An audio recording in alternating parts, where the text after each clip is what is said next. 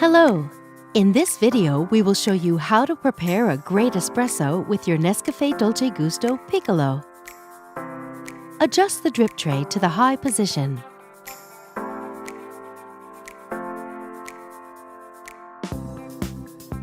Place your cup.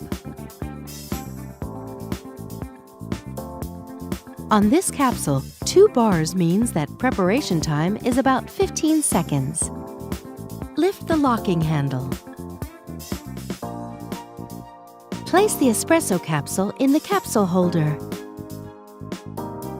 Push down the locking handle. Move the lever to the hot position. Count 15 seconds or adjust to your preferred cup size.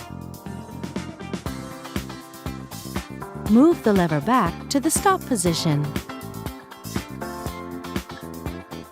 Once the coffee flow has stopped, the power button blinks red.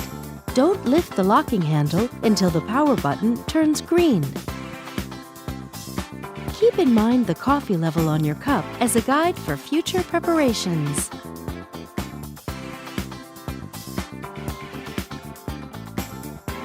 Remove the capsule. Tip it into a bin. Reinsert the capsule holder. And that's it! Enjoy your espresso with thick, velvety crema.